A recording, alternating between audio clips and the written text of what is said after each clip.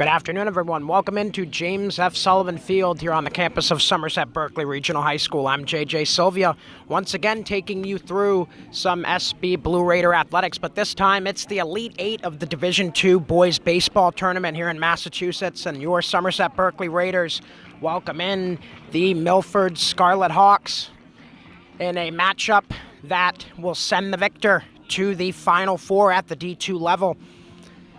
Somerset Berkley has been on a prolific run through these playoffs thus far, as have the Milford Scarlet Hawks. We'll get into both of those teams' journeys as my cousin Carter Sylvia joins me at some point early in the portion of this game. But nonetheless, we will head down towards the home plate area. Umpires getting ready to get this one going, and we'll meet the starting lineups first. The fielders for the Somerset Berkley Raiders at first base, it'll be Hayden Teasdale with Alex Crook at second, Jaden Cruz at shortstop, and Luke Thornton at third, left to right in the outfield, Jacoby Davidson, Ryan Crook, and Gianni Papaleo, with Liam Meehan doing the catching for Kyle Sherman Jr., who is on the mound once again, one of the best pitchers in the south coast of Massachusetts. Sherman Jr.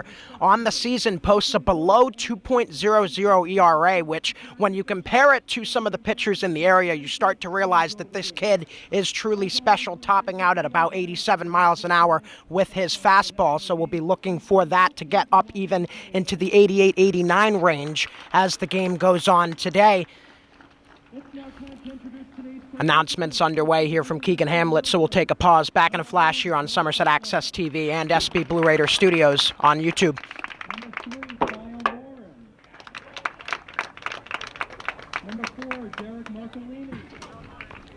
One of my favorite renditions of the national anthem by Chris Stapleton at the Super Bowl a couple of years ago. I said it right at the beginning when I heard that was the rendition being played. I said, these kids are all right. The players picked out that particular national anthem for today. You love to see it. But nonetheless, Raiders take the field. We already met the defenders for the Raiders. Let's talk a little bit about today's starting pitcher, Mr. Kyle Sherman Jr. On the season, Sherman a 1.85 earned run average with a 6-1 record over 12 appearances. And I was talking about that 87 to 89 mile an hour fastball. There's a very similar fastball coming out of the hand of Sherman Jr.'s opposing pitcher today, and Ian Carter. My apologies. And both pitchers will be dueling today, looking to send their respective squads to the Massachusetts D2 Final Four. Let's meet the starting batting lineup for the Milford Scarlet Hawks. Leading off and playing left field will be Joe Butler. At the second hole and playing second base is Derek Marcolini. Batting third and playing center field is Nick Koch. Batting fourth and at first base, Tyler Ballard. In the 5 spot and at the catcher position, Ryan Fliss. Batting sixth and pitching, Ian Carter. Batting seventh and playing right field, Andrew Rivera. Batting eighth and playing shortstop, Kyle Morin. And batting ninth is Tanner Longacre at third base. That will be the lineup that Sherman Jr. will see today. And these defenders for Somerset Berkley, one of the main reasons why they have been so competitive and why they are in this particular position at the moment in the Elite Eight, a .958 fielding percentage as a team. And Carter Sylvia now finally joining me, hopefully fresh off of a victory in his last NBHL game. But based on the way things were when I left, I don't think that's a very hopeful outcome. No, John, it was a very dreadful performance. I left at 6-2, but it's probably more now. Well, nonetheless, we're hoping for a victory here at James F. Sullivan Field today. First pitch from Kyle Sherman Jr. about to come to the leadoff man, Joe Butler. And it is in for a strike. We are underway. Partly cloudy skies, exactly 1:07 p.m. and nice little breeze coming out from right field.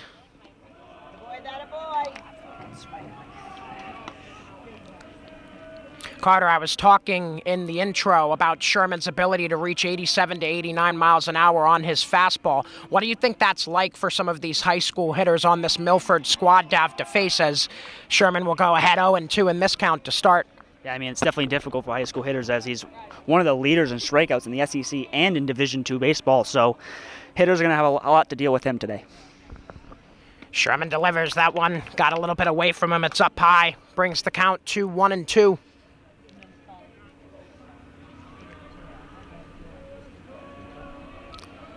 Somerset Berkley coming in as the 6th seed in D2. Milford Scarlet Hawks are the 14 seed. And a swing and a miss. First strikeout of the game for Kyle Sherman Jr. Joe Butler is the victim. Derek Marcolini to bat next for the Scarlet. Yeah, I mean, Kyle Sherman delivering on a great display early, but he's got to keep his head in it because this Milford team, as we saw last game, they hit 2 late home runs, so the game's never over. Indeed, indeed. Somerset Berkley only 2 home runs as a team total during the regular season, so not a power-hitting team, but they definitely do love to play small ball. Last time Carter and I were here at James F. Sullivan Field for the round of 32, we saw things reminiscent of the 2004 Red Sox, down 3-0 in the ALCS to the Yankees, stealing bases, drawing walks, all the little things that you need to do late in games to grab yourself a victory, and that's one of the reasons why the Raiders are in this spot, as I've already mentioned. Sherman trying to work his way back into the count here against Marcolini. His pitch. That one's across for a strike.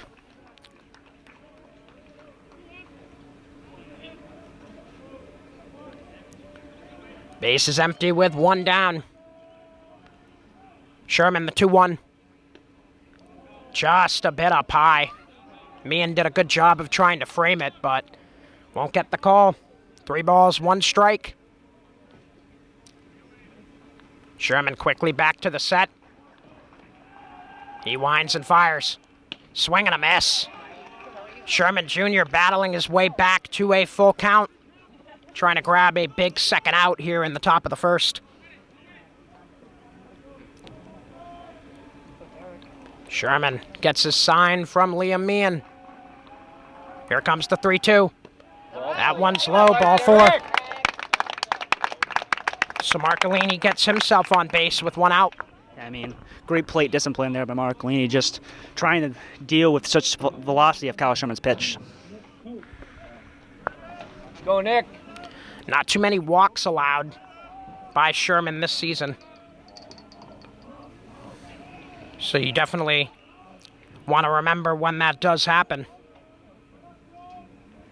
You don't have a 1.85 ERA with a lot of guys being on base, especially early in games, as Sherman gets that one across for a strike.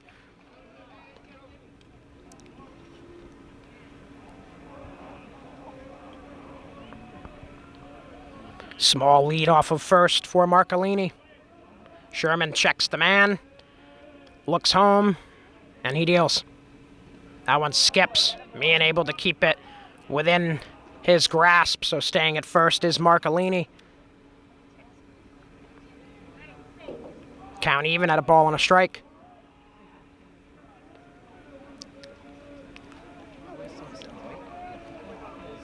Luke Thornton playing in on the grass on the third base side as Sherman fires another one in for a strike. Now a 1-2 count.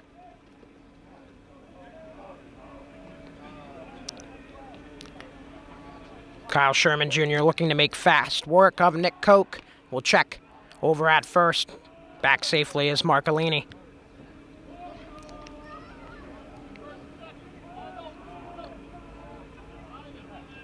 Nick Koch, the center fielder, at the plate for Milford. Waits on the 1-2 from Kyle Sherman Jr. Sherman trying to go outside with that one, didn't get the call.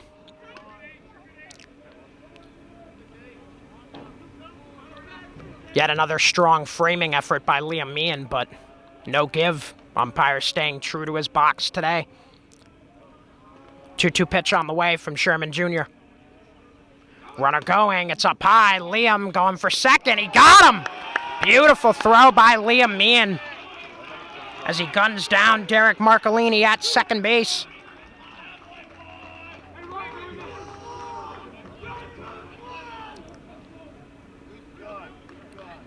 So now the base is empty and 2 outs and a full count between Sherman and Koch. Let's see if Sherman can get out of the inning unscathed. Up high, ball 4. So back-to-back walks. Uncharacteristic, to say the least, for Kyle Sherman Jr. Carter.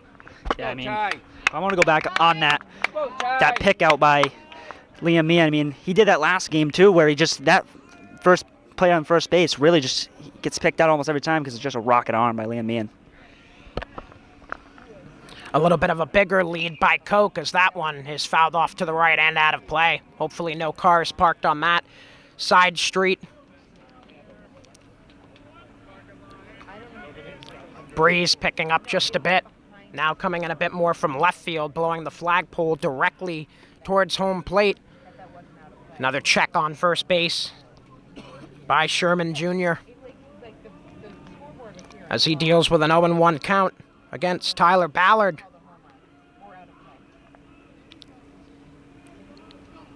Sherman delivers. Ballard checked his swing. The appeal down to first. He did not go, and it was low. 1-1 the count.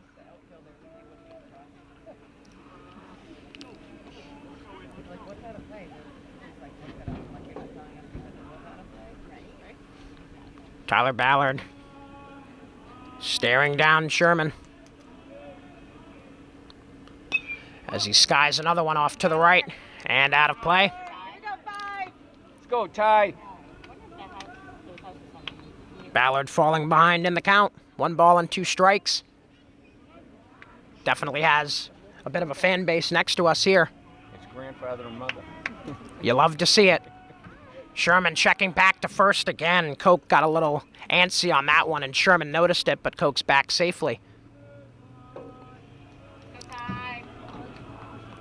Ballard back in the box. Sherman back on the mound. Another 1-2 pitch on the way. Another one off to the right and out of play, but Ballard's starting to pick up his timing a bit, hoping he can square one up in this at-bat to keep the inning alive. You gotta like the patience from Ballard, Carter. Yeah, I mean, definitely for Milford, their plate discipline's been very good so far. Sherman being very careful with Nick Koch over at first.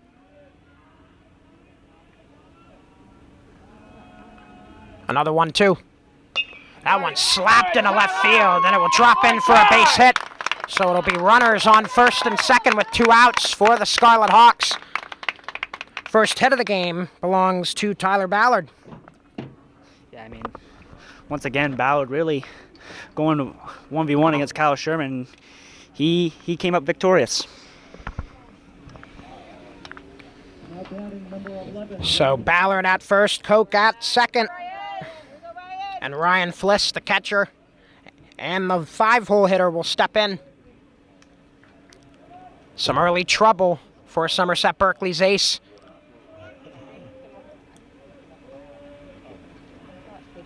Both runners have a decent lead, but the infield defense playing back as that one will be low, ball 1. Come on, Ryan. Go, Ryan.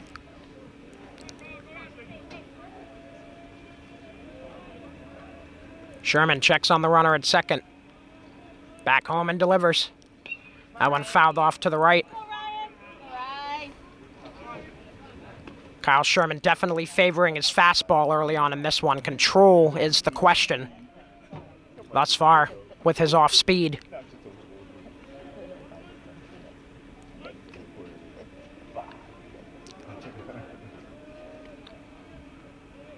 Sherman gets the sign from his catcher, Liam Meehan, also a football star for Somerset Berkley. Sherman delivers. Swing and a miss. Blew a fastball by Fliss there. And the count now into Sherman Jr.'s favor. 1 ball and 2 strikes, and with 1 more fire, he can get the Raiders out of this inning and keep this game scoreless in the early going. Go, Ryan. Sherman the 1-2. Up high, and Fliss checked his swing. Evens up the count at 2-2. A lot of patience and diligence at the plate by these Scarlet Hawk hitters thus far. Definitely shows us why they made it to this point.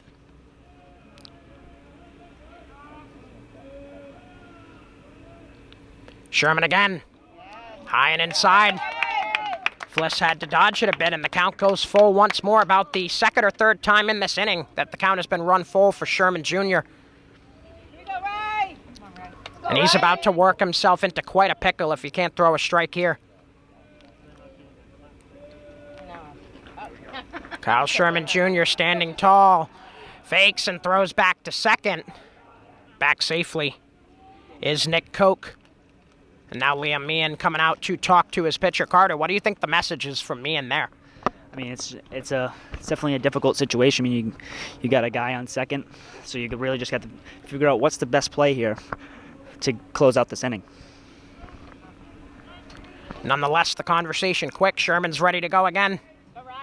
3 balls, 2 strikes, 2 outs, and 2 runners on. Let's see what Kyle Sherman Jr. can do. That one is in there, called strike 3, and the inning is over. Kyle Sherman gets himself out of a jam by catching Ryan Fliss looking. We head to the bottom of the first inning here in Somerset. Bottom of the first inning here at James F. Sullivan Field. JJ Sylvia, Carter Sylvia back with you for Somerset Access TV and SB Blue Raider Studios on YouTube. Let's meet the defense behind today's starting pitcher for the Milford Scarlet Hawks in Ian Carter. At first base, it'll be Tyler Ballard. Derek Marcolini will play second with Kyle Morin at short and Tanner Longacre at third. Left to right in the outfield, Joe Butler, Nick Koch, and Andrew Rivera with Ryan Fliss doing the catching for Ian Carter.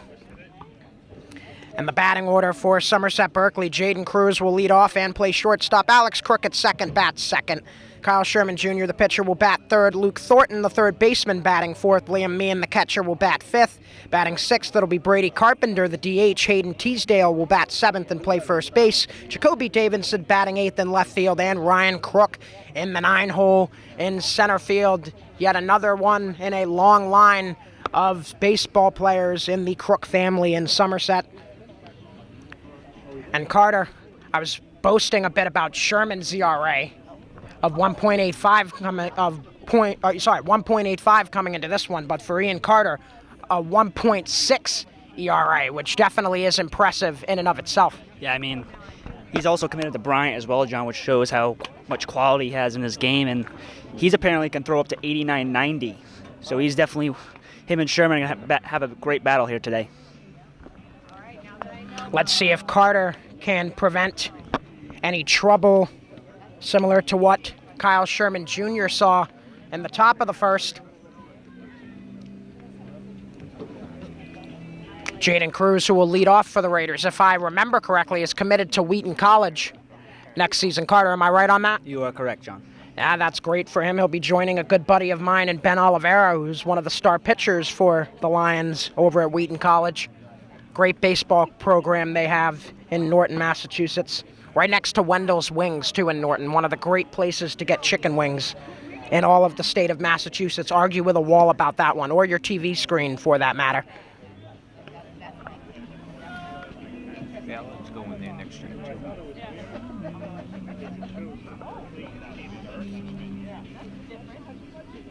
Oh, you know why?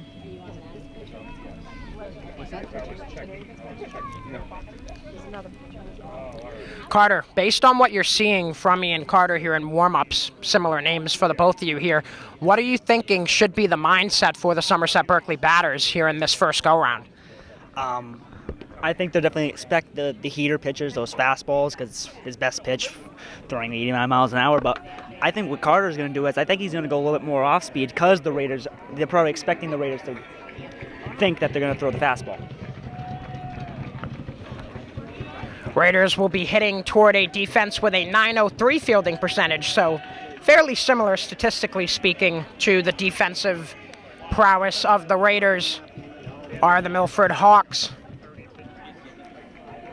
And stepping in is Jaden Cruz to get us going here in the bottom of the first. Carter gets his sign from Fliss. He's ready to go. First one, pop up on the infield. Getting under it is Kyle Morin. Calls everybody off and makes the catch for out number one. Yeah, I mean, not bad contact there by Jaden Cruz. Just hit it a little too high on the barrel, and it was an easy catch for the shortstop. So Cruz retired via the flyout, or should I say pop out. Too short. And now Alex Crook will step in. Also a member of the Somerset Berkley boys basketball state championship team. He was one of the only guys to come off the bench on a consistent basis during what was I don't want to say Cinderella because of Somerset Berkley's prowess the year before and their record this year, but it was in a way a Cinderella run to the state title for the first time in 71 years. Crook has an even count here with Kyle Sherman Jr. And that one way outside and up. A little bit of a yip moment there for Ian Carter as he falls behind in the count, 2 balls and 1 strike. Go, Ian. Alex Crook looking to get on base for the Raiders. Ian Carter looking to mow through the top of this Somerset Berkley order, and he's up and in again. Carter's got to check on his control a bit before he gets the Scarlet Hawks into some early trouble. 3-1 on the way. Crook sends it towards second and into right field, a base hit. So Alex Crook gets the first hit of the day for Somerset Berkley. Yeah, I mean, great discipline there by Ryan Crook, keeping his head in it even after 2 high pitches that nearly hit him in the face.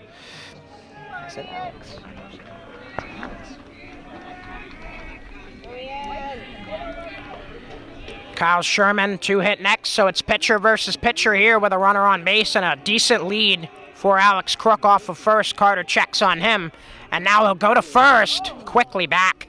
Almost being caught there was Alex Crook. He took 1 step towards second base and then realized the ball was coming towards him.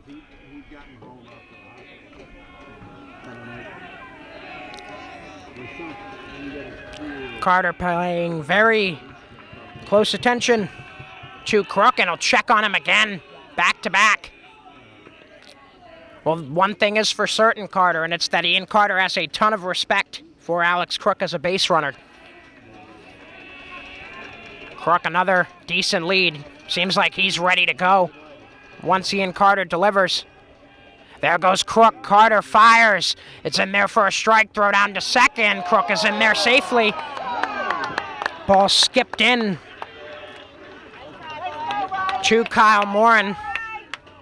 So a stolen base for Alex Crook. But an 0-1 count for Ian Carter. Carter gets his sign, still checking at second on Crook, and he fires. That one fouled off to the right by Sherman and out of play.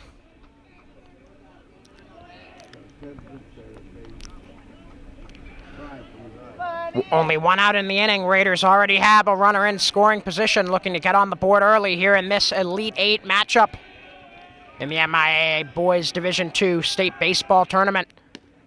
That one up high from Carter.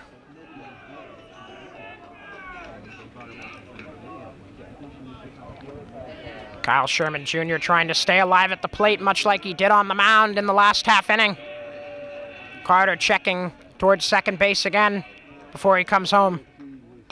That one grounded back up the middle, played by the shortstop in Morin and thrown on to first for the out, but a productive out at that for Kyle Sherman. He moves Alex Crook up to third base.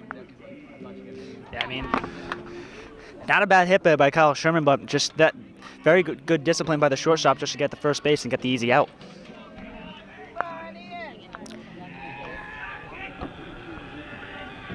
And a potential offensive bright spot for the Raiders is spotlighted by the sun peeking through the clouds here on this overcast day as Luke Thornton will take strike 1.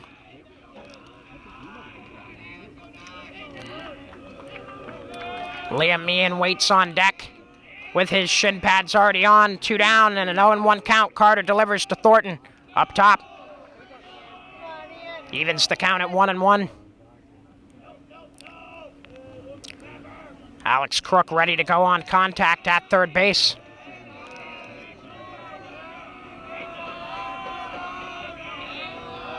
The 1-1. That one grounded towards short. Morin's going to have to charge it and hurry. His throw is in time to get Luke Thornton. And the side is retired with no runs for either side in the first inning. We head to the second inning here in Somerset. Top of the second inning here at James F. Sullivan Field. in Somerset, Massachusetts. JJ Sylvia, Carter Sylvia with you, and with 1 inning in the books, Kyle Sherman returns to the mound looking to have a bit more of a smooth going than his first half inning on the bump. Sherman trying to go inside and grab a strike to start. He cannot, falls behind in the count, 1-0.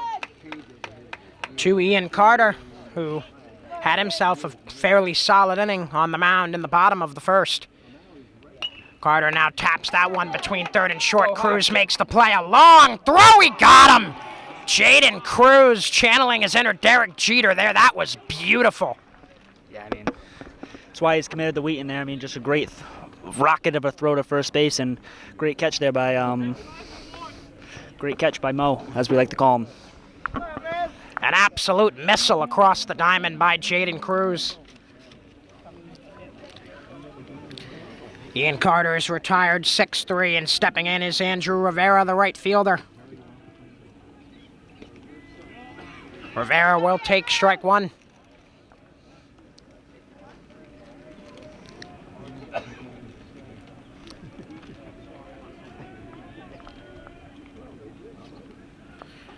Sherman delivers that one just a bit outside.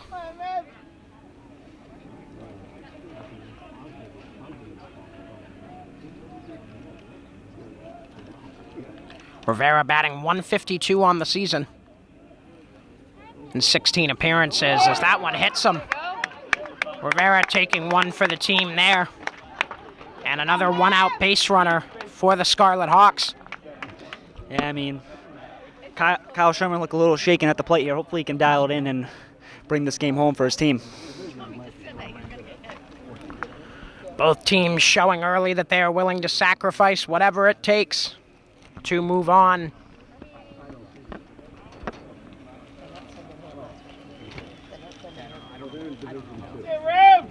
And Carter, just the mere fact that we're sitting again in a situation where another Somerset Berkley athletic program is this deep in the state tournament. I mean, we've seen it with your hockey team over the last couple of years, now with the basketball team in the last couple, and then baseball now making a deep run of their own. It really just goes to show the amount of pride and athletic excellence that is preached and practiced here in Somerset. Yeah, I mean, we've been trying to start the season every part of the season. So spring, as that's a pop fly, and great catch there by Hayden Teasdale. But to go back on what you were saying, we wanted to get a state championship in every season, so fall, the winter, and spring, and hopefully we can do it because it would be a great thing to get recognized for the school.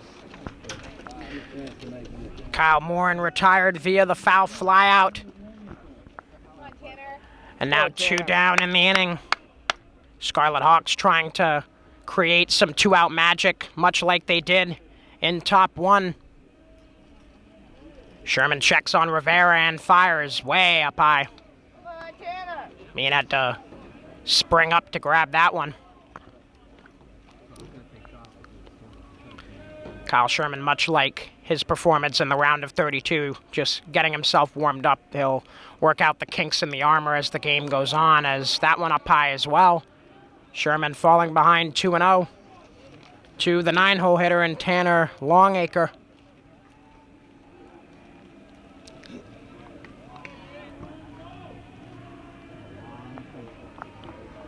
Sherman the 2-0. Longacre fouls that one off. Bit of a defensive swing there from the third baseman for the Scarlet Hawks. Come on, Tanner.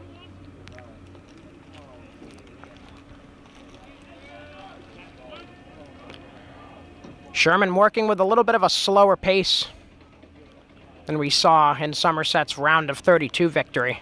But perhaps that's the approach he needs to throw off these Milford hitters, as that one's in the dirt. Man, we'll keep it in front of him.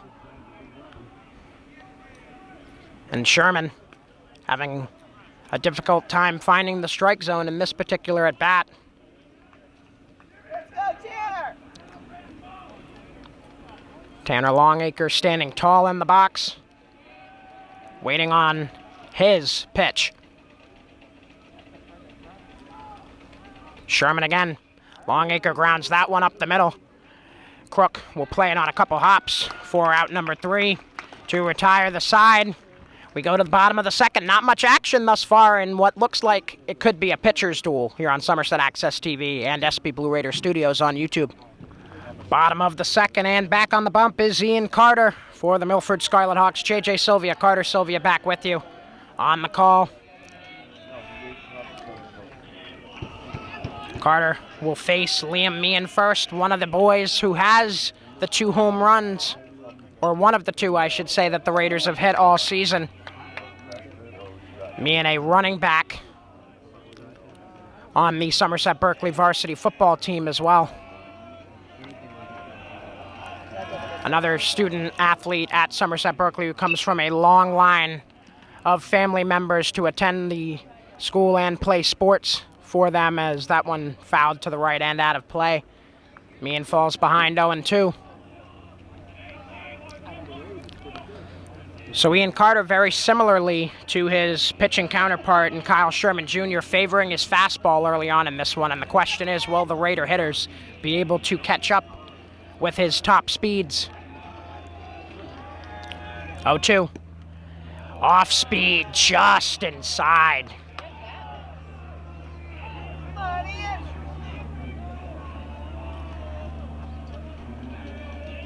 Ian Carr, the 1-2. Meehan skies this one out towards short right field. Coming in is Rivera. He will make the catch. And a quick first out for Ian Carter.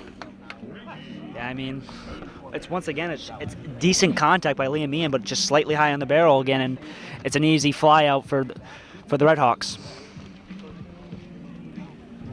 And now Brady Carpenter to step in next. Carpenter was essential in the round of 32 victory for Somerset Berkley, relieving Kyle Sherman to help Somerset Berkley hold off and advance.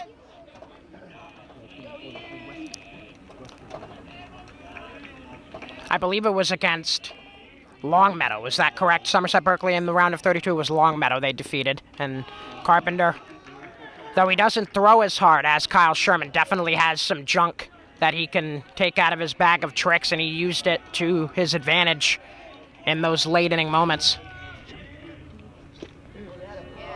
All right.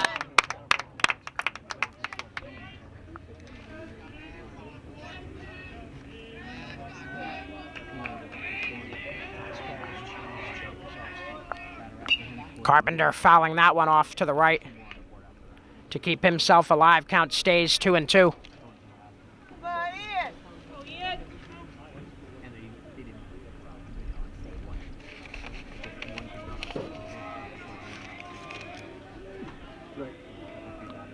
Another offering from Carter is fouled off once more by Brady Carpenter, listed as the DH today, so we could potentially see him on the mound again in the later portion of this game, but with the way Sherman has been dealing thus far, we may not need him.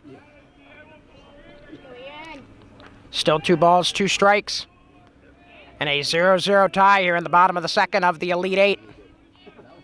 Carpenter caught off guard by that off-speed swing and a miss for strike 3. First strikeout of the game for Ian Carter. Yeah, I mean, Ian Carter firing early here as just caught Brady Carpenter off guard with that really fast pitch.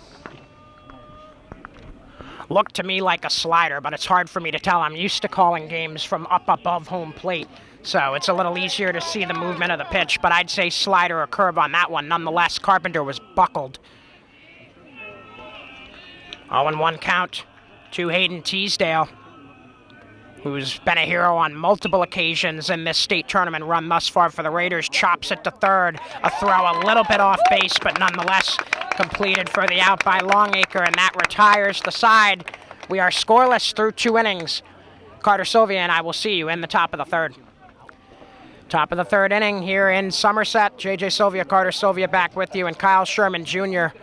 will deliver a swing and a miss for strike 1 as we're back to the top of the Scarlet Hawks order. Joe Butler at the plate. Butler 0 for 1 in this one with a strikeout back in the first. That one skips in for Sherman Jr. Meehan able to keep it in front of him. Evens up the count at 1-1.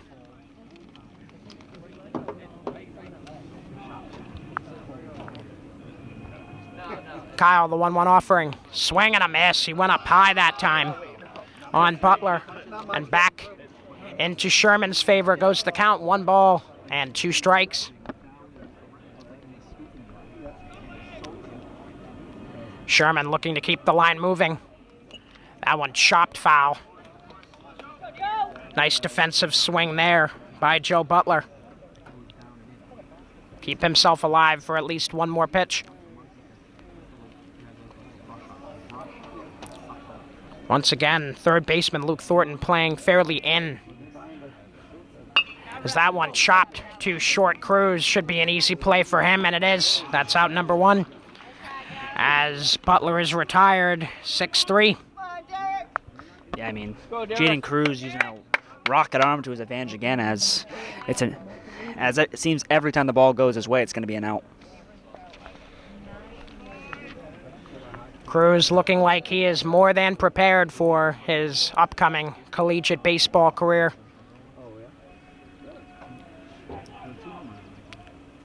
Sherman, his first offering is up high to Derek Marcolini. Marcolini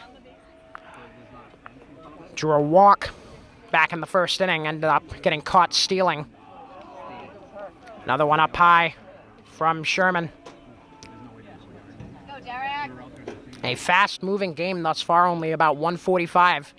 Game started just after 1 o'clock. Sherman the 2-0. That one finds the zone. Come on, Derek. As the SB ace begins his battle back in this count. Sherman fires. A check swing there. Meehan thinks he went around, and he did, as the appeal to the third base umpire is successful. Let's go, Derek. Let's go, Derek. Count even, 2 balls, 2 strikes. Sherman starting to look like he's got his confidence here. He winds and deals. Off speed, just on the outer half. By the look on Sherman's face, he thought he might have had that one too. Nonetheless, count full, 3 balls, 2 strikes. Sherman delivering up high, ball 4. And now the 4th walk of the game for Kyle Sherman Jr. Second time Marcolini has walked in this one. And now a mound visit on the way. Carter Sylvia and I will step aside and return on the other side of this visit. Back out of the mound visit, JJ Sylvia, Carter Sylvia with you here on Somerset Access TV and SB Blue Raider Studios on YouTube. 1 out and a runner on first. Stepping in is Nick Koch. Koch also had a walk, part of back-to-back in that first inning by Kyle Sherman as he worked himself into a pickle that he was just barely able to work himself out of. Sherman will fire a strike there.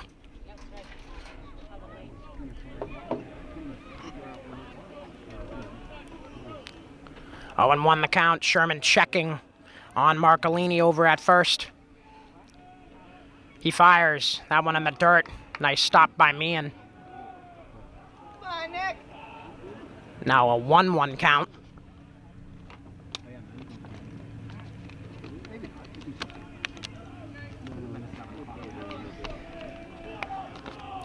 Sherman Jr., the 1-1. That one chopped to first. A nice jump by Teasdale. That's 1 to second. That's 2. And the inning is over. A flawless reverse double play there by Somerset Berkley. And the side is retired. Carter, you gotta love the defensive effort by a team in Somerset Berkley with a .958 fielding percentage coming in. Yeah, I mean, John, it's almost like we called our own shot there as we were talking in the break. We were saying that they had a great chance for a double play opportunity, and they prevailed. A flawless defensive effort brings us to the bottom of the 3rd. Carter Sylvia and I will be right back here at James F. Sullivan Field. Bottom of the 3rd inning here in Somerset, and the future Bryant Bulldog Ian Carter returns to the bump. First batter that Carter will face is Jacoby Davidson. He's had a quick 1-2-3 inning, the first 2 goes.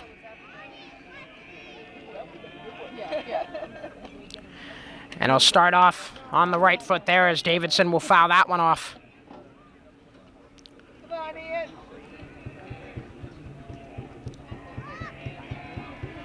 Davidson known for his fielding out in left and his speed on the base paths. Showing bunt here, pulls it back, and that will be a ball.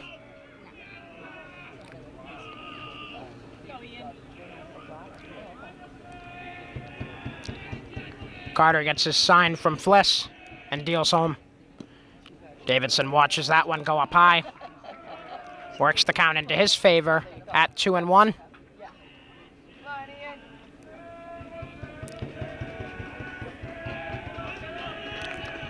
Carter, the 2-1. Another bunt shown and pulled back there by Davidson. And another ball from Ian Carter. Now a 3-1 count as Davidson tries to work his way on base, where he is dangerous once he gets on the base paths. Carter calling time and getting reset here. Somerset Berkley looking to work their magic mid-game, which has been the mantra for the Raiders for most of the season. Davidson watches it go up high again, ball 4.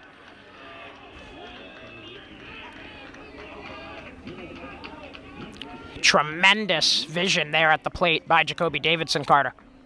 Yeah, I mean, really, he was doing a great job of just pulling away from those bunts and not making the pitcher not getting caught him looking. So definitely great discipline by Davidson. And now Ryan Crook to step in, brother of Alex Crook, a sophomore, getting serious playing time this year at the varsity level, but that's nothing new if you're a local here in Somerset. The Crooks, one of the staple names in both youth and high school baseball in the area.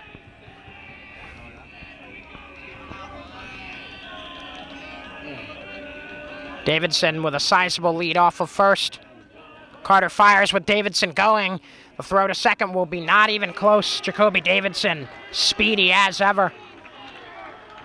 And now runner in scoring position with no outs for the Raiders, Carter. Yeah, I mean, Raiders early, really just trying to steal as any point possible, so definitely one of the best stealing teams in the MIAA.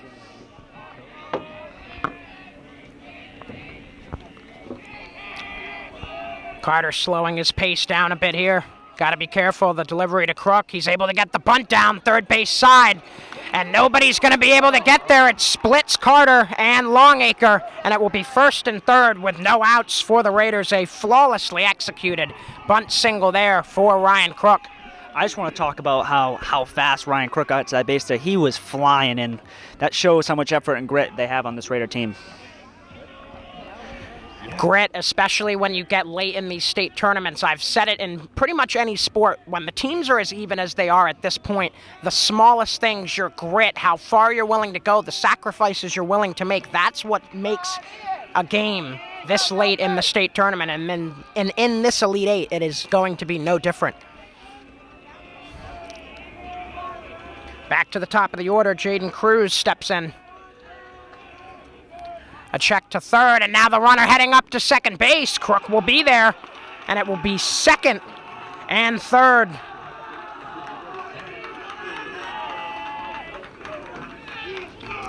And Carter, if you're Somerset Berkley, Jaden Cruz is probably one of those guys you want at the plate in this situation. His average near tops on the team. Yeah, for sure, John. One of the 300% hitters on this team, so definitely looking to get a base hit here and get 2 runners in.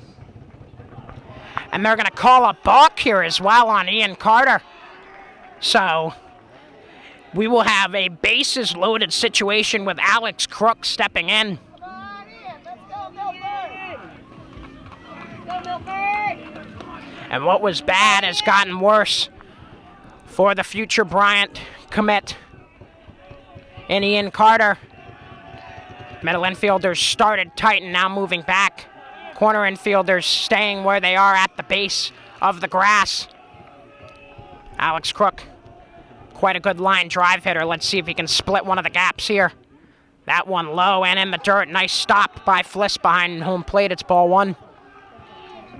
And this is one of those turning points in a game, Carter. If you are the Raiders, you cannot afford to squander this opportunity. Yeah, I mean, and as for the Red Hawks, they really just need to throw strikes because you cannot walk them here. Crook will take another one low, and that walk that Carter was mentioning might actually be a possibility here if Ian Carter can't find a way to throw some strikes.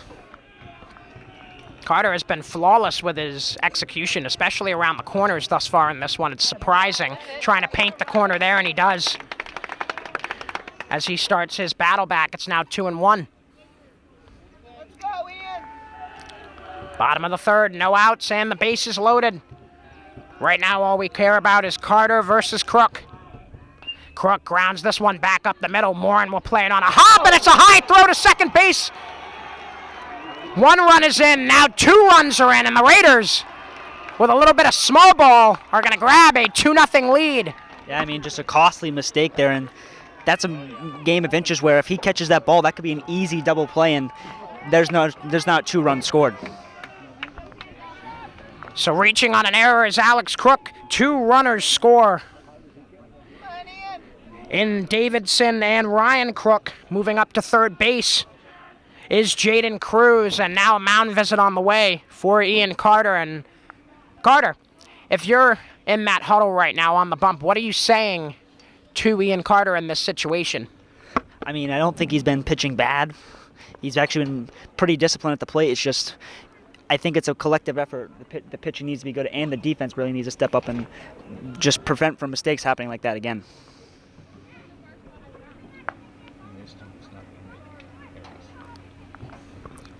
Carter, Sylvia, and I will stay with you for this mound visit. And for Somerset Berkley, this is an opportunity now where they have the runs on the board, Carter, which with Sherman on the mound, you don't need too many, but you could build a cushion that could set you up for some comfort in the later portion of this game if you can get some more hits now. Yeah, especially comfort is definitely needed because this Milford team can definitely put on a show if given the opportunity.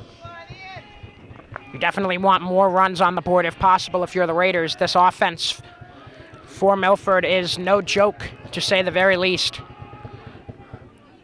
Checking on both runners again is Ian Carter. No balk call this time, so he did it correctly.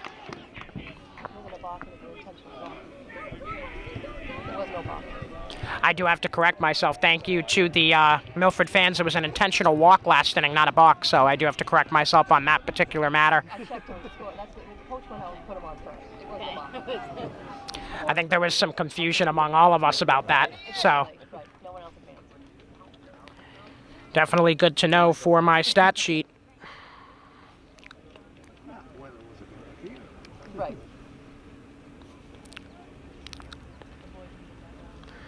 Kyle Sherman set for another pitcher versus pitcher battle.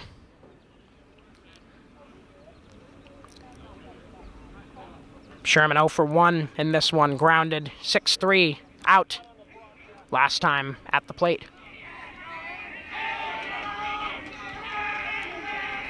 Runners still at the corners here. Crook at first and Cruz at third. Carter again checking on both runners. Perhaps the Scarlet Hawks trying to catch these Raider base runners off guard. But so far, nothing doing. First pitch of this at bat for Carter. Quick steal going to second and a fake throw. So moving up is Alex Crook. Now second and third, still no outs.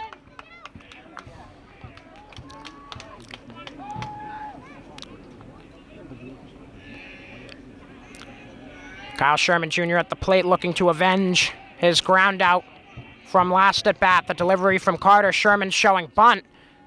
Pulling it back, but not in time. Nonetheless, it's a strike. Go, Ian! 0-2 now the count as Carter anxiously seeking his first out here in the bottom of the third.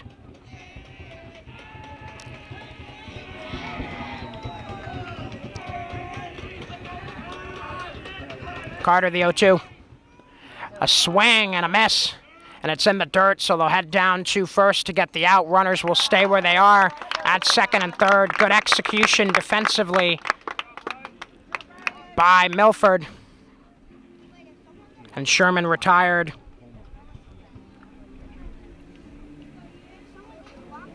Via a 2-3 putout.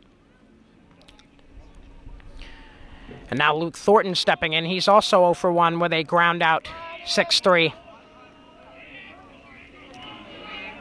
Thornton definitely has more pop in his bat than a majority of the players on this Somerset Berkley team, so we'll be looking for him to get a hold of one here. And Carter, with runners in scoring position, couldn't be a better time for Thornton to step up. Oh, for sure, John, and especially with how they've been trying to steal almost every time at the plate at each of the bases, so let's see what they can do here.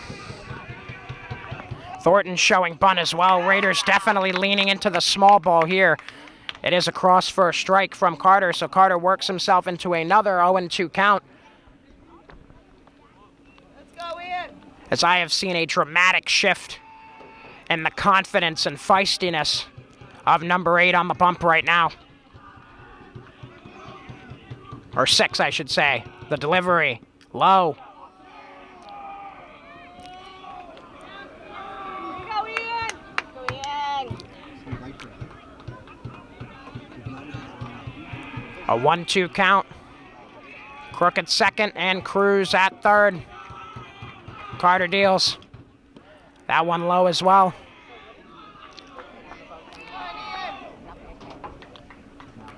Carter much needing to find a way to get his off-speed pitches more up in the zone. They could work to his advantage, especially later in this game. The 2-2 pitch. That one low as well. Looked like a curve that got just a bit away from Ian Carter. And another full count that has been pretty common in this inning as the Raider hitters are battling with every single pitch. Up 2-0, it could be more here. The pitch fouled off to the right and out of play.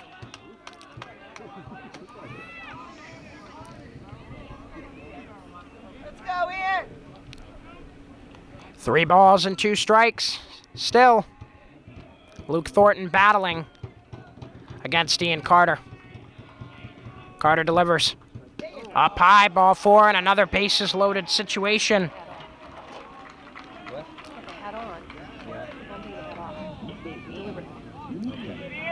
Luke Thornton, the 4th man walked in this game by Ian Carter. So now both pitchers, Carter, who came into this one with stats as good as any pitcher in the state at any level, both of them have struggled with the walks early in this one. Yeah, I mean, this is state tournament play, as no matter who you're facing, you could even be playing a team that's not as good as you. But in state tournament play, teams up the intensity, hence why the pitchers are struggling.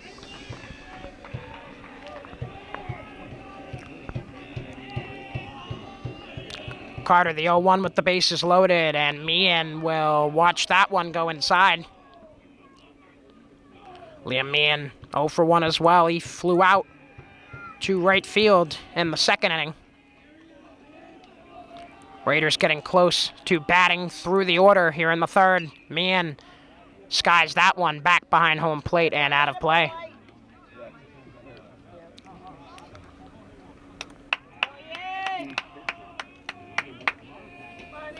Ian Carter remaining resilient for the Milford Scarlet Hawks. Just needs a few more outs and to limit the bleeding here. His delivery is chopped out towards short. Morin comes in, throws to second. That's one on to first, not in time, so another run is in for the Raiders, but the Scarlet Hawks do get that second out at second base, so now first and third as Meehan reaches via the fielder's choice.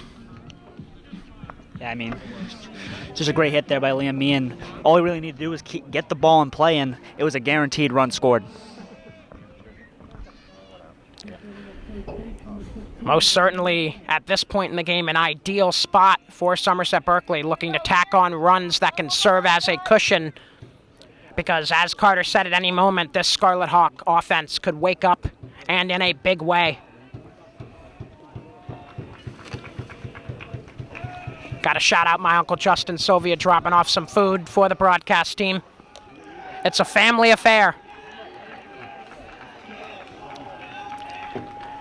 Another stolen base, but that was expected. Now runners once again at second and third, 2 in scoring position, and another big spot at the plate for Brady Carpenter. He's seen a couple of those thus far this postseason. Carpenter skies it back.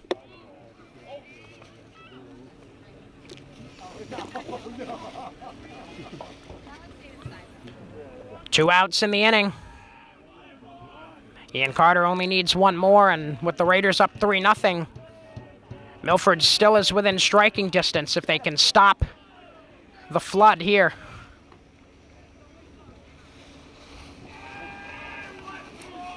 1-1 the count between Carter and Carpenter. Carpenter, another member of that Somerset Berkley 2025 state championship team, and chops that one to short. Morin, a long throw, it's wide, and it skips out towards foul territory. Moving up to second is Carpenter. All the runners are in, and it's an onslaught of runs here in the third inning. 5-0, Somerset Berkley. I mean, just another crucial error that really cost your team a lot of runs, as the Raiders scored 2 more to make it 5-0.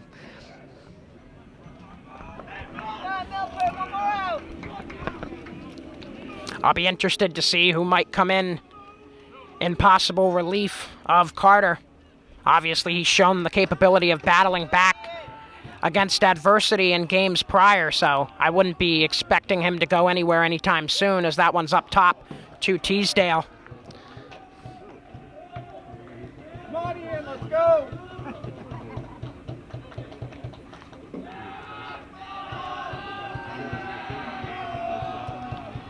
Carter checks on the runner at second and deals home to Teasdale. Teasdale chops that one right in front of home plate, went off the end of the bat.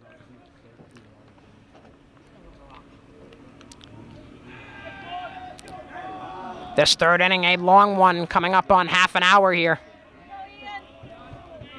in just this one inning. The delivery from Carter, a check swing from Teasdale. They'll appeal to first, and no go there. 2-1 the count.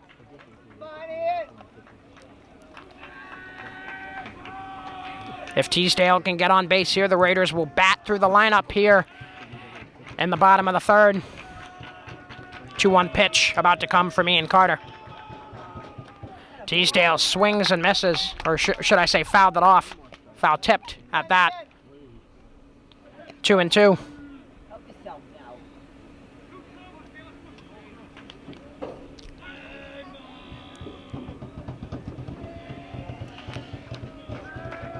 2-2 pitch on the way from Ian Carter. Teasdale out into left field. That's down the line, and it's fair. Carpenter rounds third. He's coming home, and he'll score. Teasdale hugging and chugging for second base. He's in, and that's a big double yet again for Hayden Teasdale. Now that's 3 straight games with Teasdale hitting a double out to left field, and it seems like no one can stop him right now. Hayden Teasdale on a tear in the last few games, and the Raiders have batted through the lineup here in the bottom of the third successfully. And we're back to Jacoby Davidson, who got us started. Teasdale a sizable lead off of second. Davidson swings and misses. Nice heater there from Carter.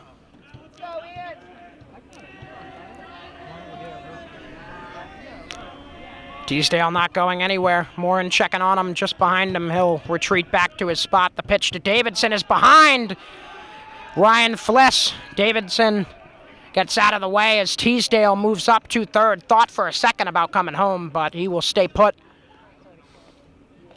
Come on, Ian. Go, Milford, one more out. A 6-0 Somerset Berkley advantage here in the bottom of the third inning, as they have started to build themselves a quite comfortable cushion that could serve them well in the later portion of this game. Davidson back up the middle, stopped on a few hops by Marcolini. The throw, and he will get him. To at last retire the side, but not before Somerset Berkley puts 6 on the board. It is 6-0 in favor of your Raiders as we head to the fourth inning here on Somerset Access TV and SB Blue Raider Studios on YouTube. Top of the fourth inning. And Kyle Sherman Jr. will deliver a strike fouled off. Tyler Ballard at the plate. He is 1 for 1 with a single.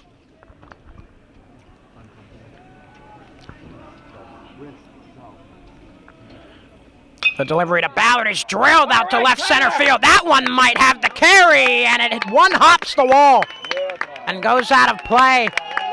Ground rule double for Tyler Ballard.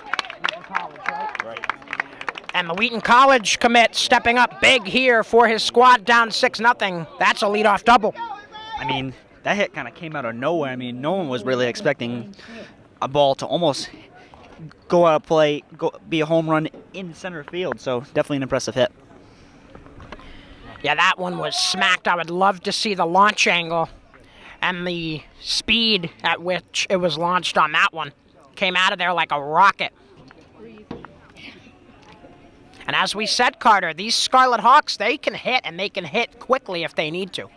Yeah, as we said, definitely a team that can strike at any moment, and they did there. That one in for a strike from Sherman.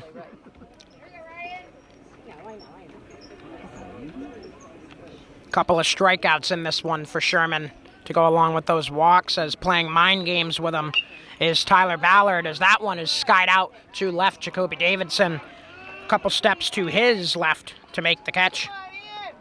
Let's go, Ian.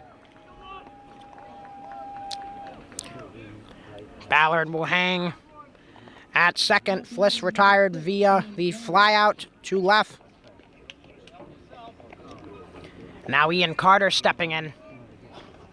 And Carter, after the tumultuous inning he had last inning, Mr. Cotte, I'm sure he's going to want to find a way to make a big impact here at the plate. Yeah, he's definitely going to need it because 6 runs is a lot to come back from, but still with 3 innings to go, there's definitely anything's possible. First offering is low, and Meehan can't keep it close enough in front of him. Moving up to third base is Tyler Ballard. So now a runner 90 feet away for the Scarlet Hawks, as Ballard represents the potential first run of the game for Milford.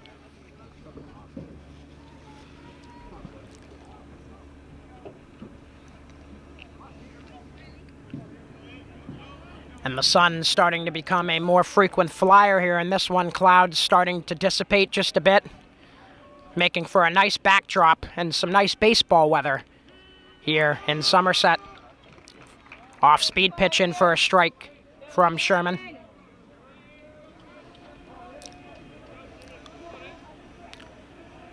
One ball, one strike, and one out, with a runner at third base for the Milford Scarlet Hawks. That one chopped to second. That will get a run in as Crook fires over to first to get out number 2 of the inning, but not before the Scarlet Hawks get a run in. Ballard crosses home. It is 6-1 in favor of Somerset Berkley.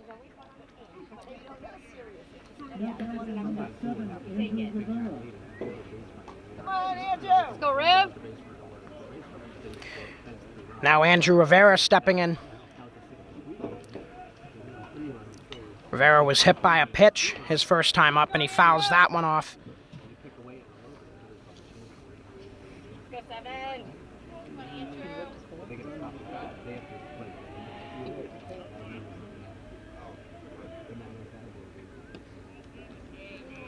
Trying to catch the corner there was Sherman, but he could not. Base is empty, 2 outs. Kyle Sherman Jr., the 1-1, is in for a strike. Works the count into Sherman Jr.'s favor. 1 ball, 2 strikes.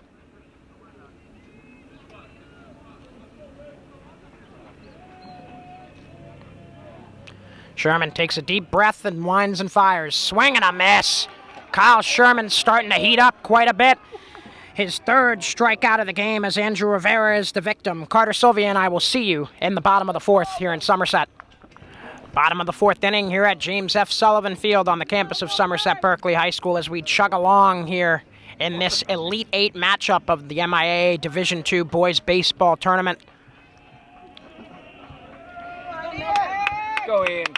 Leading off the inning for the Raiders is Ryan Crook. And Crook chops that one off to the right and out of play. Crook batting after the Raiders batted through the order in the third inning and gave themselves the current cushion we see at 6-1. And only a few more innings left for the Raiders to advance to the Final Four, and they would be, I believe it's the 5th or 6th athletic program at this high school in the last 2 years to qualify for the Final Four. Just athletic excellence all the way around in the towns of Somerset Berkley and others of alike.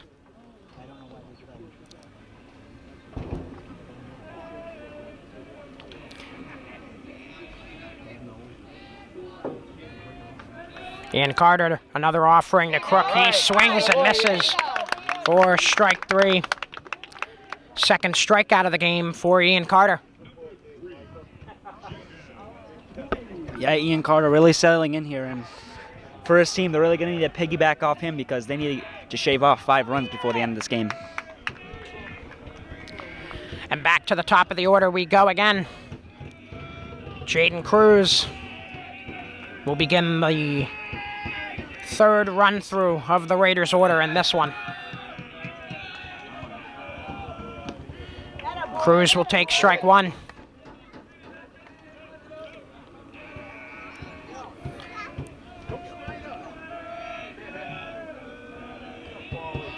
And Carter, the 0-1, is just inside.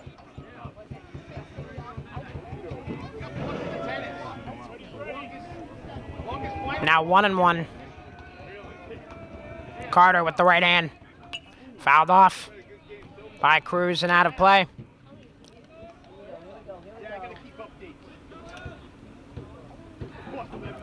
Jaden Cruz 0 for 1 in this one. Popped out too short in the first and reached on an intentional walk in the third. And Cruz will watch that one go by on the outer half. Call the ball. Evens up the count again, this time at 2-2. 2-2 count. Carter looking for out number 2. And that's in there in the lower part of the zone. A called strike 3. Third strikeout of the game for Ian Carter as he starts to heat up. And now with 2 down, Alex Crook to step back in. Yeah, Ian Carter proving why Bryant wants him as one of their better pitchers because it seems he's really dialed in and finding the zone very well. Carter's first offering to Crook is just outside.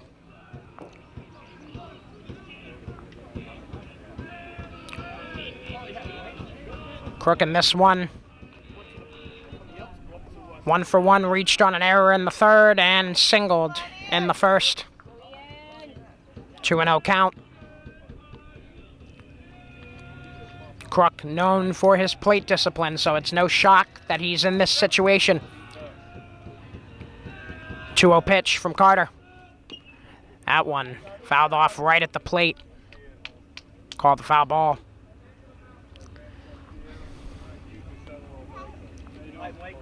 Now 2-1 the count.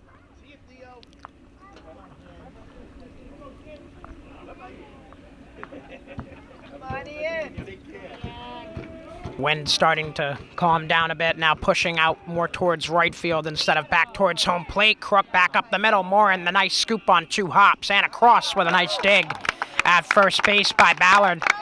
And that will retire the side, looking like Ian Carter is getting into his usual form as we head to the bottom of the 5th, or sorry, top of the 5th here in Somerset. Yeah, I mean, great redemption inning there by the Redhawks, really just to dial it in, make sure to prevent mistakes as much as possible, and they succeeded. Top of the 5th inning here at James F. Sullivan Field. Have to make sure I correct my mistakes here. It's been a couple of months since I've been in the booth, so my apologies to anyone, especially the big baseball fanatics. You got to be able to get the little things right. 1-0 count. as Sherman Jr. does battle with Kyle Morin, and Morin will ground that one to second. Nice stop on a knee by Crook, and he'll throw on for the out to retire Morin. So Kyle Morin retired via 4-3 ground out. Tanner Longacre to step in next. Let's go, Tanner. Alex Crook, proven why he's one of the best seniors in really just Somerset Berkley in general, as he makes a great play off the ground. Sherman's first offering to Longacre is in for a strike.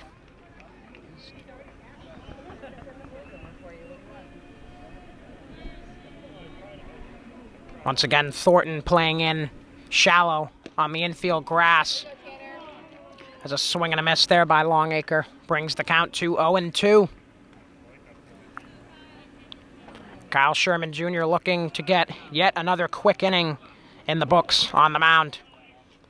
He looks in for a sign from me and gets it, and Sherman Jr. fires. That one lifted out towards short left field. It'll drop in for a base hit. Davidson will get it back in, but it's a one-out single for Tanner Longacre. Yeah, I mean, once again, in one of the bright spots for this Redhawks team today is their plate discipline. They really haven't been caught looking very much and getting a lot of hits in that left field spot. And now the third time through the Milford order.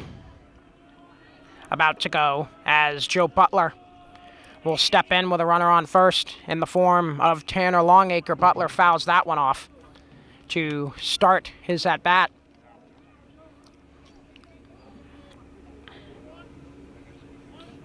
Butler in this one 0 for 2, so he's due. Strikeout in the first, ground out 6-3 in the third.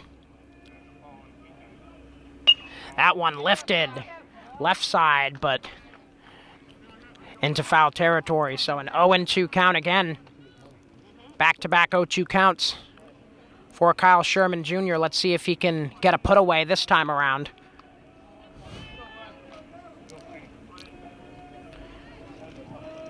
Sherman gets his sign, winds and fires. That one lifted out towards short center field. It's going to be a long run for anyone, and it drops in between both Crooks and Ryan and Alex, so it'll be a base hit in a first and second situation with one out for the Milford Scarlet Hawks, Carter.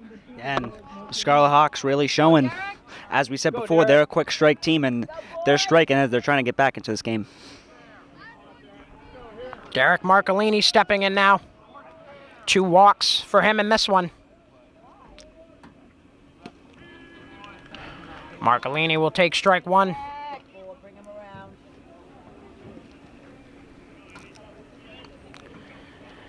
And after the Raiders have piled on some runs, the Milford Scarlet Hawks looking like they are ready to battle back in full force. A check back to second base. Cruz sneaking in from behind. Won't be able to get the tag down in time. Still an 0-1 count between Kyle Sherman Jr. and Derek Marcolini.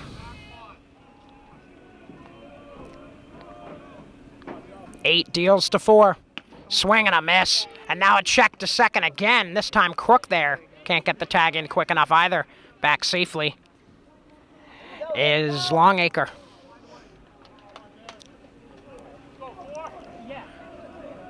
Oh, 2 count. Third in a row for Kyle Sherman Jr. Still looking for that put out and out number 2.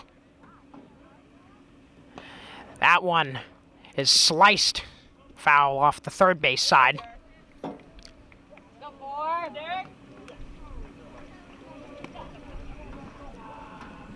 Ball ended up just in front of us here in the bleachers, third base side. So glad you could join Carter Sylvia and I today here on Somerset Access TV and SP Blue Raider Studios on YouTube for this Elite 8 matchup of the D2 Boys MIAA State Tournament. That one skips in, and it's behind me, and runners will move up, potentially even more than we thought originally, but slamming on the brakes at the last second is Longacre, but nonetheless, second and third, 1 ball, 2 strikes, and 1 out. Yet another spot, Carter, where Sherman needs to be careful. Yeah, he really needs to dial it in here because one really good hit out into the outfield can really, even just a fly out, a sacrifice fly, can really turn this game on its head. Another turning point moment in this game, this time for the Scarlet Hawks, as that one's grounded to second. Crook will throw on to first, but a very productive out for Derek Marcolini as a run comes in. It is now 6-2, and Joe Butler will move up to third base. So now runner 90 feet away, 2 outs, and the Scarlet Hawks will send up Nick Koch, their center fielder. Nick.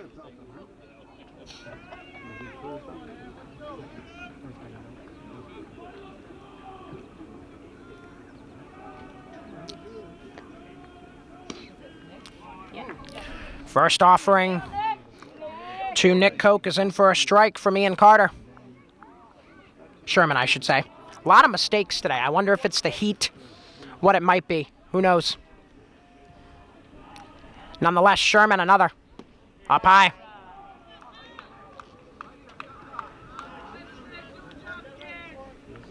Nick Koch in this one. 0 for 1 with a walk. And grounding into a double play back in the third. That one grounded down the first baseline, just foul. Teasdale gave an effort at it, too. Nonetheless, a sigh of relief for Kyle Sherman Jr. Here we go, Nick. Go, Nick.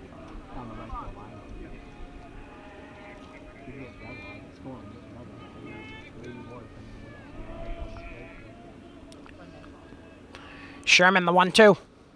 Up high. Count even at 2-2. Somerset Berkley up 6-2 here in the top of the 5th of this Elite 8 matchup. Winner is on to the Final 4. Pitch from Sherman is in there. Called strike 3. And that will retire the side. Yet another strikeout for Kyle Sherman Jr. Give him 1, 2, 3, and 4 in this one. Carter Sylvia and I will be back in the bottom of the 5th inning here in Somerset. Bottom of the 5th inning as Carter Sylvia and I return to your screens here on Somerset Access TV and SB Blue Raider Studios on YouTube. And Carter, we're getting into the wee moments of this game. If you're Milford, it needs to be shut down when you're on the field and absolute light show when you're at the plate the rest of the way.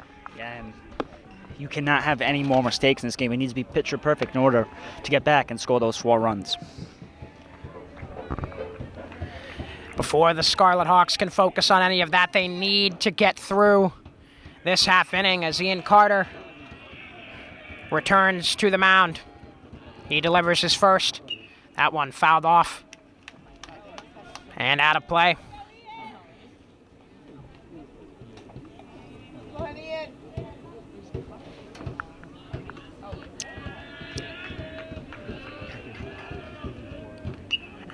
Sherman fouling that one off. Count 0-2 now between the two pitchers. Go in.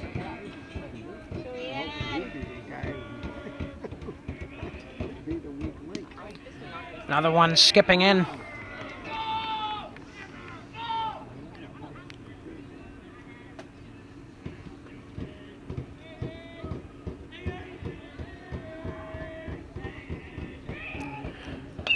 And that one ripped out to right field by Sherman. It'll get down for a base hit. So Kyle Sherman contributing to his own potential cushion on the mound with a nice leadoff single there. Yeah, I mean, Kyle Sherman really hasn't been hitting as well as he's like to in this state tournament, but really clutch hit there by him.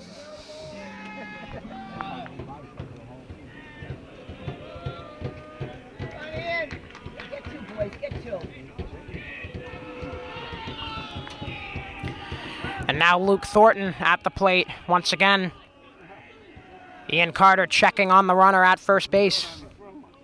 The Raiders have shown in this game they're willing to steal and they want to steal. So everything has to be meticulous the rest of the way. Back to first again to check on Kyle Sherman Jr. He's back safely with a dive.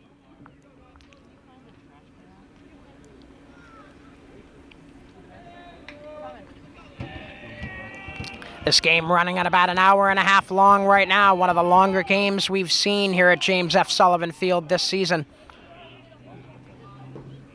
And what better than in these types of moments? In the Elite Eight, when everything is on the line, all the chips are on the table. Carter once again back to first, and that one off the back of Kyle Sherman Jr. He's a little shaken up after that.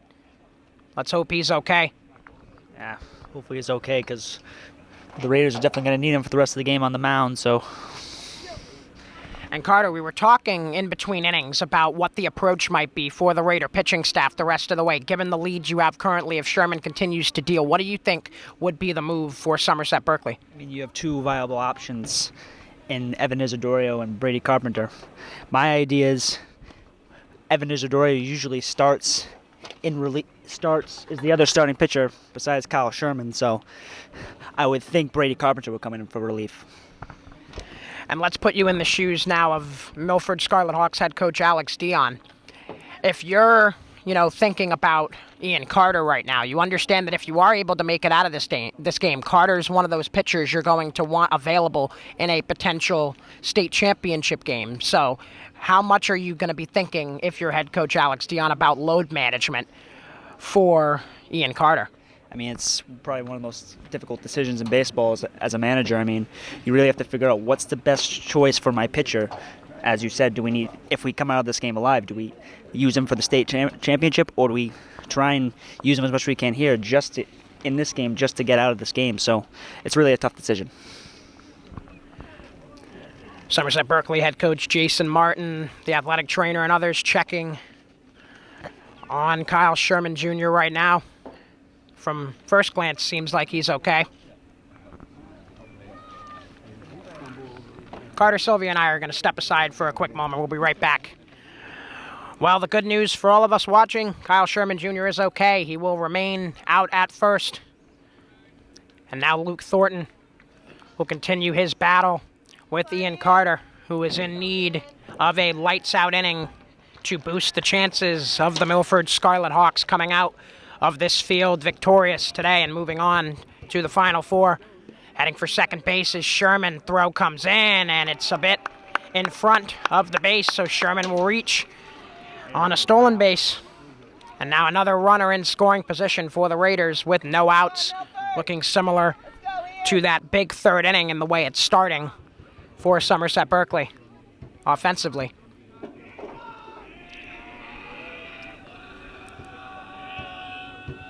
Thornton fouls that one off. Right side. Go, Milford. A beautiful Sunday afternoon here behind the high school. Couldn't have asked for better weather, especially after the downpour that we had yesterday in the area. There were questions. I was talking to Keegan Hamlet, the PA announcer, about this. There were questions coming in at about 11 o'clock, 11:30, whether or not the drainage system at this field would sufficiently get the rainwater out from yesterday. There were talks that maybe this game would get moved to Durfee High School, but nonetheless, we remain here, and the outcome looking great for the home squad right now. That one's out towards right center for Thornton, and it's going to split the gap, nearly getting to the wall. Rounding third is Sherman. He'll come in with a slide. It's going to be close, and he's safe. And the Raiders add another run. It's an RBI double for Luke Thornton. I mean, Kyle Sherman wheeling, as we like to call it in hockey, down the second and third base line, and he makes it home, as that makes the Raiders up 5-7-2. The cushion swelling once more for the home squad. And the pressure building once more for the future Bryant Bulldog, Ian Carter. Carter checks on Thornton at second and fires. Meehan will take that one low for ball one. A 7-2 Somerset Berkley lead here in the Elite Eight, and they're looking to build.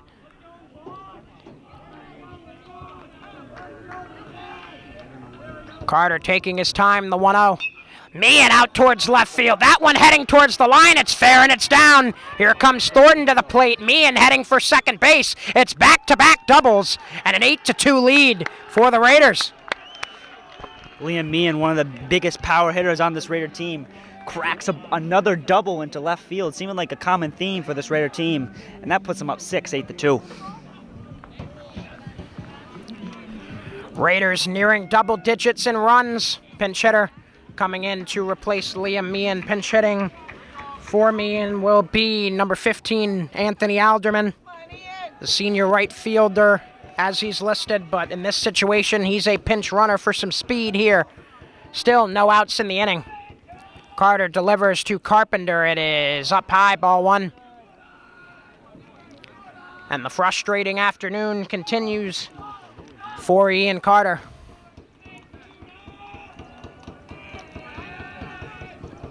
Carter checking on the runner at second. He fires. That one on the inside part of the plate for a strike. An 8-2 Somerset Berkley lead. And a game that on paper was looking like it was going to be a close one. And even in the earlier innings of this game, we were thinking we might see a 2-1, 1-0 type of outcome. But both offenses have started to heat up. 8 on the board for the Raiders and 2 for the visiting Milford Scarlet Hawks. 1-2 pitch on the way from Ian Carter to Brady Carpenter. Carpenter back right at Carter. It's off him. He'll be able to pick it up. Can't get the throw to first in time. Carter might be a little shaken up. Nonetheless, runners at the corners for the Raiders. Still no outs in the inning. And now we'll have a mound visit here. And Carter, it just keeps on coming for the Somerset Berkley offense in the last few innings. Yeah, as we said, both quick strike teams. It was just whether who could strike first, and the Raiders have struck first and hard. I would have to assume they're going to score that as an infield hit. But prove me wrong in post. That's what I'm going to list it as right now.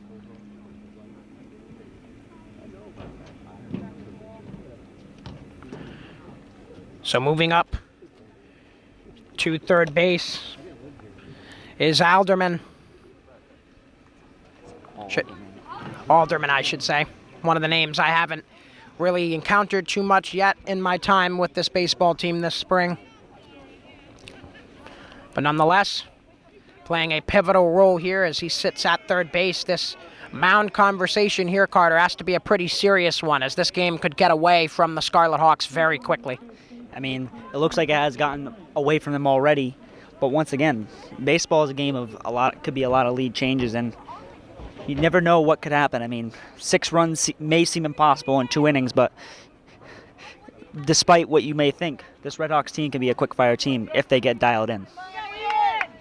Let's go, Ian. And now Hayden Teasdale will step in with runners at the corners and still no outs. Raiders starting to build another onslaught offensively, trying to match the big offensive output they saw in inning 3.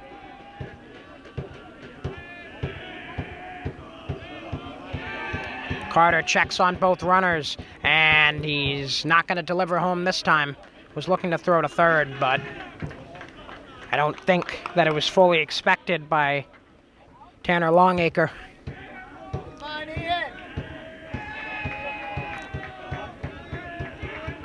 Carter the offering. Teasdale showing bunt, pulls it back, and it's inside. And now Carter, as our expectations were predicting earlier, Brady Carpenter getting warmed up on the far side of the field for Somerset Berkley, so we may see him at some point. This time, a check to first base for Carter, back safely.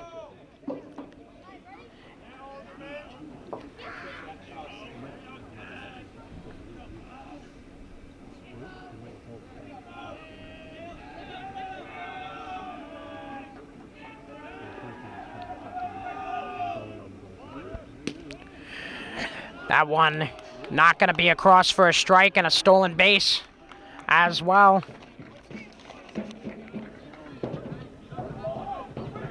That for Gianni Papaleo. Come on, Ian.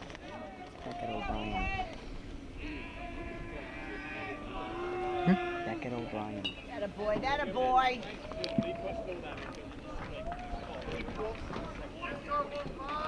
At second base is actually number 22 for Somerset Berkley.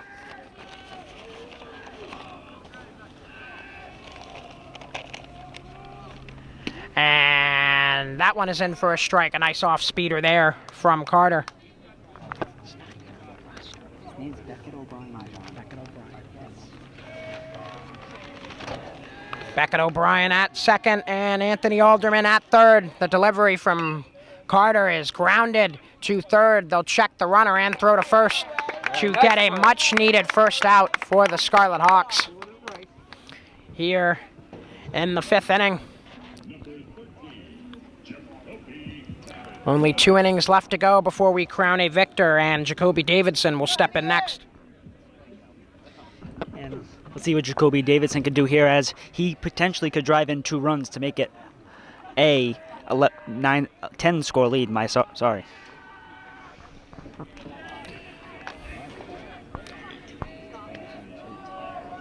Pitch to Davidson is check swing. It went off the bat, foul left side.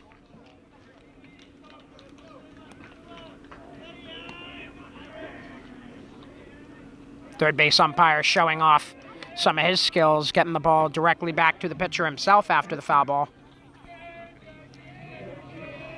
And that pitcher, Ian Carter, looks to deliver once more. Swing and a miss. One more. Come on, Ian. A beauty of a heater there from Ian Carter to get Davidson swinging, and now an 0-2 count. Carter looking for a much-needed second out with 2 runners in scoring position. Give him that second out. The off-speed works against Davidson. 4th strikeout of the game for Ian Carter.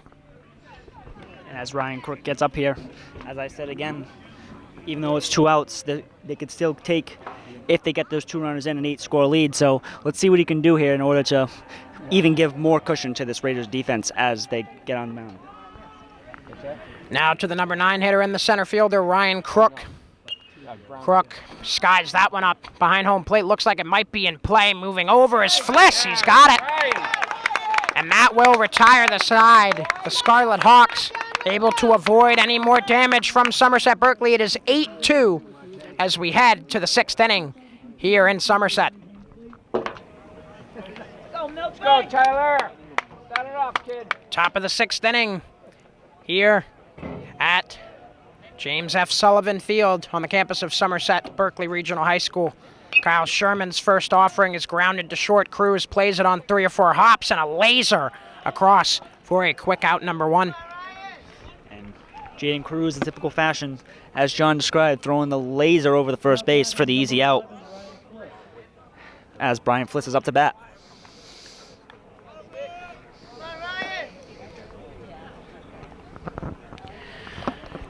So Ballard retired via the 6-3 putout, and Ryan Fliss to bat next. First offering to Fliss is grounded to Cruz as well. He's been busy the last few innings, but efficient nonetheless. That's out number 2. Seems like again and again when you throw it Cruz's way, it seems to be an easy out. And now Ian Carter up to bat. Let's see what the starting pitcher for the Scarlet Hawks can do. Scarlet Hawks looking for that boost of momentum. Perhaps Carter can do it. He chops it to third. Thornton unable to handle it. It's into the left field for a base hit. So a 2-out base runner yet again for the Scarlet Hawks. Let's see if they can tack on some more runs. Yep, great hit there by Ian Carter. They really needed that hit because now with 2 outs, let's see if with another hit out to left or right field if they can drive in a run. We should also keep an eye on Carter over at first. He ran back in some past games before stealing bases, so we'll see if maybe that comes into play here. Another one for Jaden Cruz, and another quick throw across. The side is retired. We head to the bottom of the 6th. That was easy work for Kyle Sherman Jr., Carter. Yeah, I mean, didn't have to do much. I mean, as long as the ball goes Jaden Cruz's way, it seems to be an out. And as we get to the bottom of the 6th, let's see what the Raiders can do on the offensive side of the ball to drive in some runs, even to give themselves even more cushion. So Andrew Rivera retired via the 6-3 putout. We head to the bottom of the 6th inning here in the Elite 8 of the MIAA Division II Boys Baseball State Tournament. Bottom of the 6th inning, J.J. Sylvia, Carter Sylvia back with you. New pitcher in for the Milford Scarlet Hawks. And it is none other than Nick Koch. Koch moved in from center field, so Ballard will go to center now for the Scarlet Hawks. And then Ian Carter will move to first base. Those are the defensive adjustments for Milford. No changes notably for Somerset Berkley. And Carter, Milford is running out of time. Somerset Berkley with time on their side and the score on their side, but you definitely don't want to let off on the gas pedal if you're the Raiders. Yeah, and as Nick Koch comes into the game, it throws a new dynamic in the game. A lefty pitcher. Let's see what he can do and see if he can throw off these Raider batters. As Jaden Cruz is up to bat for the Raiders.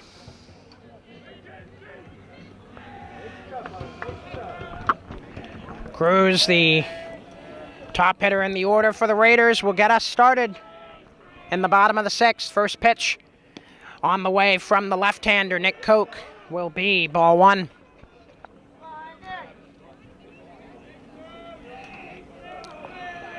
The 1-0 from Koch is slapped out into right field, dropping fast. It's in for a hit.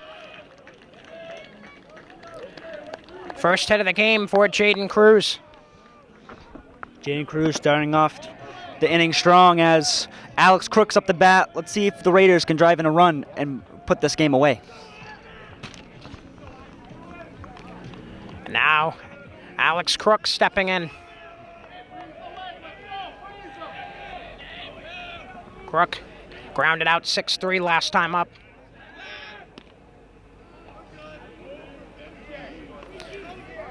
And for the Raiders, this is their first time in the Elite 8 since 2011.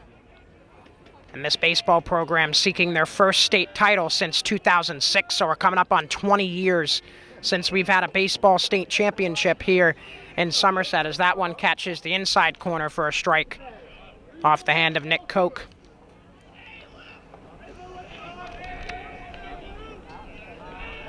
Koch checking off at first.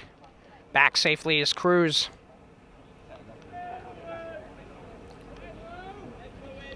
Nick Koch, a 7 ERA coming into this one in 7 appearances. He's 0-0. No wins, no losses. This time he gets a fake off on Jaden, and he will make it to second nonetheless. Great base running there by Jaden Cruz.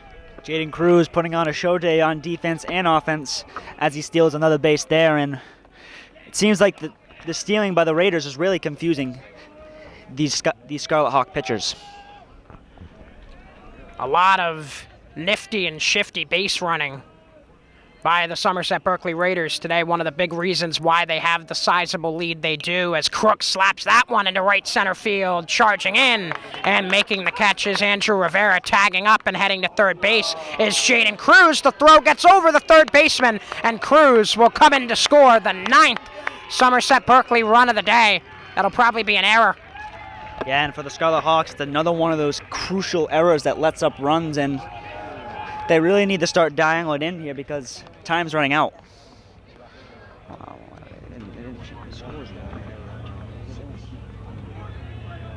on, Nick.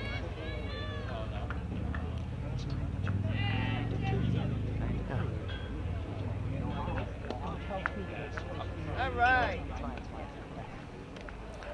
First offering from Koch to Kyle Sherman Jr. is in for a strike. His 0-1 is drilled out towards right field by Sherman Jr., but Andrew Rivera barely asked to move. He'll make the catch for the second out. Yep. As the Raiders don't need to do much here, just really just close out this game, and honestly, just as the top of the 7th comes around, they just need to play some very solid defense and close it out.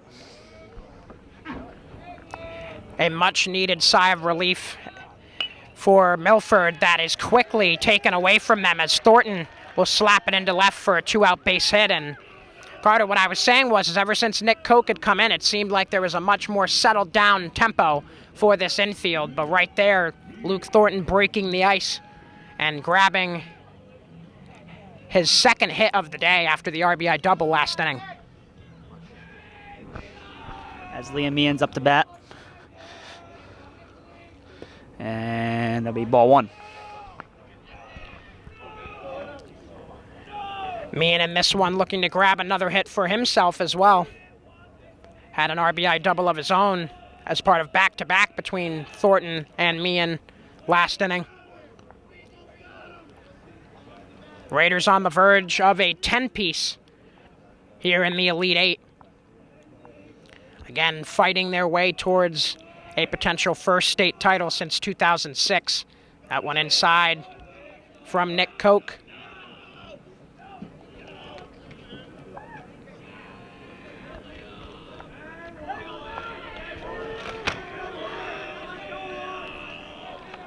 Koch, the 2-0, is grounded foul by Meehan, third base side.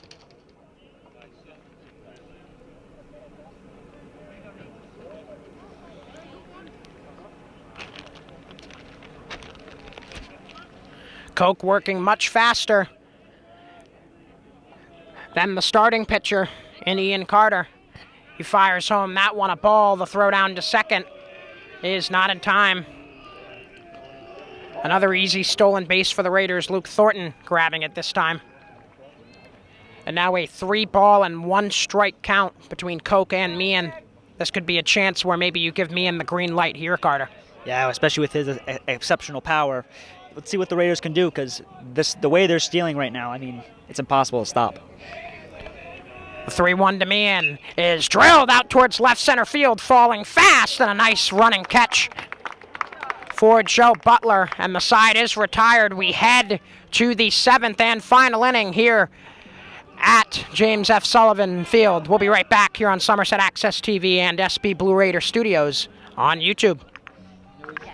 Top of the 7th and final inning here in the Elite Eight of the MIAA D2 Boys Baseball State Tournament, and a quick conversation between the Raider infielders and their pitcher in Kyle Sherman Jr. So the verdict is in on that particular debate of whether to stick with Sherman or go to Carpenter. They will stick with Kyle Sherman Jr. here for the 7th and final inning. First batter he will face is Kyle Morin. Morin 0 for 2 in this one, flew out to first in foul territory and grounded out 4-3 for his 2 at-bats. And right now, Milford needs a rally for the history books.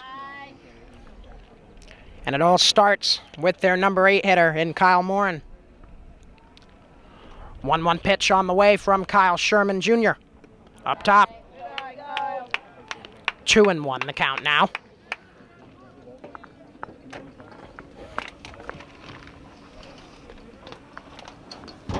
Base is empty, no outs in the inning. Kyle Sherman Jr. to home. That one fouled off. Up above home plate and out of play.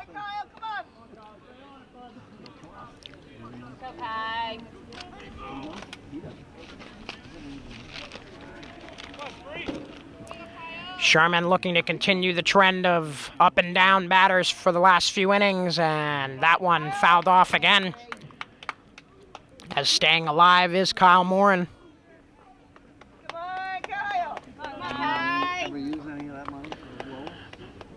Milford fans trying to ignite a flame underneath their squad in this final inning. Ever so pivotal it is. That one grounded to third. It's going to be a tough play for Thornton. He fires across and gets out number 1.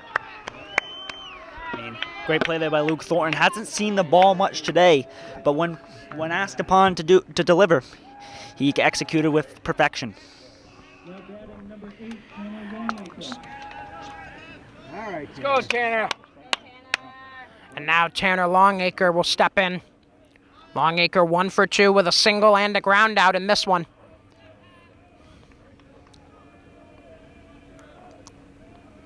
First offering from Sherman Jr. is a bunt, popped foul, and nobody's going to be able to track that down.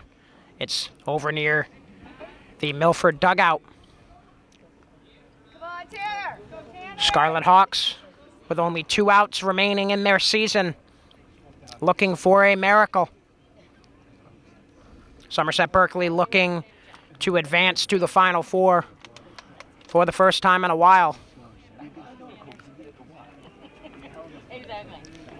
And their ace, Kyle Sherman Jr., looking to deal his squad there. That one also popped up, and it will trickle out of play. Come on, Tanner. Hang tough. You got this. Go, Tanner. 0-2 is still the count. All infielders playing fairly normal depth. Outfielders the same, maybe a slight shift over towards left center field.